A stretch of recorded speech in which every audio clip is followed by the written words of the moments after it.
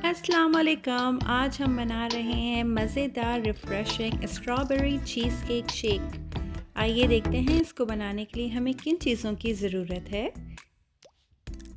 यहाँ मैंने frozen strawberries ली हैं 2 cup, vanilla ice cream 2 cup, cream cheese 5 tablespoon, condensed milk 4 tablespoon, milk चाहिए 1 cup, vanilla essence 1 teaspoon. इन सारी चीज़ों को हम ब्लेंडर में डाल लेंगे।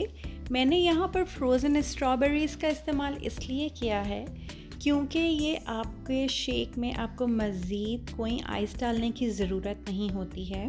ये शेक को बहुत थिक टेक्सचर देती है। जब हम आइस क्यूब डालते हैं तो उसकी वजह से बहुत रनी टेक्सचर हो जाता है और हम शेक डाइल्यूट हो जाता है। तो हमें बनाना है ग़िज़ाइयत से भरपूर शेक, जिसकी वजह से हम किसी आइस का इस्तेमाल नहीं करेंगे। हम फ्रूट्स को ही, जिस फ्रूट को भी इस्तेमाल कर रहे हैं, हम उसको पहले से फ्रीज़ करके रख लेंगे। आप चाहें तो उसको ज़िपलॉक में डाल कर रख सकते हैं और वो काफ़ी अरसे तक ख़राब नहीं होते। सारी चीज़ों को हम ब्लेंडर में डाल के कर लेंगे मिक्स। आप चाहें तो यहाँ पर स्ट्रॉबेरी एसेंस का भी इस्तेमाल कर सकते हैं, लेकिन हमें यहाँ पर पर्सनली वनीला एसेंस पसंद है। अब मैं इन सब चीज़ों को डालकर अच्छी तरीके से ब्लेंडर में मिक्स करूँगी जब तक कि सारी चीज़ें वेल कंबाइन हो जाएं।